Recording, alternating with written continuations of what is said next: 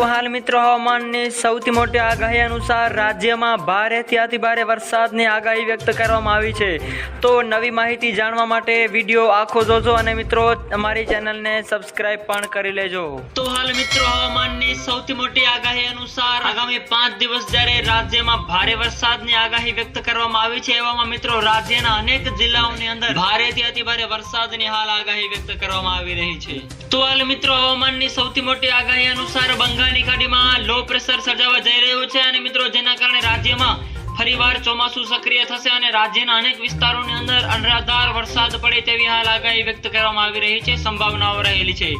આગામી 2 દિવસ દરમિયાન વરસાદની આગાહી યથાવત રહેશે અને સાથે સાથે દક્ષિણ ગુજરાતમાં સાયક્લોનિક સર્ક્યુલેશન સિસ્ટમ સર્જાયું હોવાના કારણે તેનો ટ્રફ દક્ષિણ ગુજરાતમાં ભારે વરસાદ આપે એવી હાલ શક્યતાઓ વ્યક્ત કરવામાં આવી રહી છે। સાથે સાથે મિત્રો હવામાનની એક મહત્વની આગાહી અનુસાર બંગાળની ખાડીમાં નવું લો પ્રેશર બનવા જઈ રહ્યું છે અને જેની અસરના ભાગરૂપે આગામી 4 થી 5 દિવસ રાજ્યમાં વરસાદી માહોલ જોવા મળશે અને દક્ષિણ ગુજરાત તેમજ ઉત્તર ગુજરાતમાં ભારે વરસાદ પણ જોવા મળી શકે છે એવું પણ આ લેખામારું અનુમાન લગાવવામાં આવી રહ્યું છે।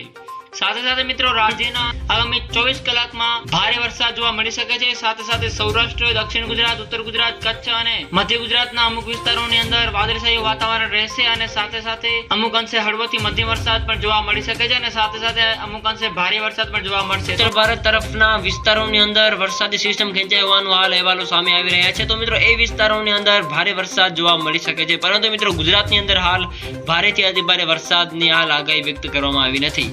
સાથે સાથે મિત્રો 15મી અને 16મી ઓગસ્ટ દરમિયાન મિત્રો બંગાળની ખાડીની અંદર એક વરસાદી સિસ્ટમ બની શકે છે એવી હાલ શક્યતાઓ વ્યક્ત કરવામાં આવી રહી છે। મિત્રો જેની સમગ્ર નવી અપડેટ જેમાં આવશે એમાં તમને જણાવતા રહીશું।